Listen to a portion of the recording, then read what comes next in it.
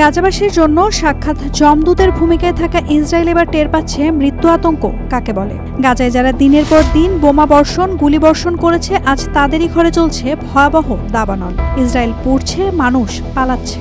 ৩,০০০ একরেরও বেশি এলাকা ছাই হয়ে গেছে মাত্র একদিনে। ইতিহাসের ভয়াবহতম অগ্নিকাণ্ডে থমকে গেছে পুরো দেশ।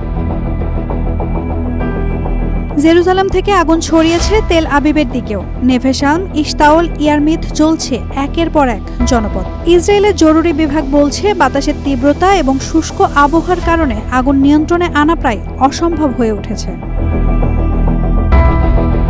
ইসরায়েলের প্রতিরক্ষা মন্ত্রী কার্তুস জানিয়েছেন, দেশ এখন জাতীয় জরুরি অবস্থায়। আন্তর্জাতিক সহায়তা চাওয়া হয়েছে। এই দাবানলে এখন পর্যন্ত আহত হয়েছেন অন্তত ১৩ জন।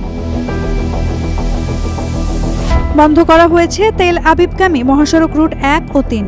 খালি করা হয়েছে অন্তত ১০টি জনবসতি। আগুন নেভাতে ১৬০টি ফায়ার টিম, হেলিকপ্টার এবং বিমানও ব্যর্থ প্রায়। সাহায্য চাওয়া হয়েছে ইউরোপীয় দেশগুলো থেকে। ইতোমধ্যে Greece, Italy, France, Spain, Ukraine সাহায্যের হাত বাড়িয়েছে। এর আগে গত সপ্তাহেও পুড়েছিল ইসরায়েলের মধ্যাঞ্চল। তবে এবার আকারে ও তীব্রতায় আগুন আরও ভয়াবহ। সামাজিক মাধ্যমে অনেকেই বলছেন, ফিলিস্তিনিদের কান্না, আর্তনাদ আর রক্তের প্রতিশোধ নিচ্ছে প্রকৃতি।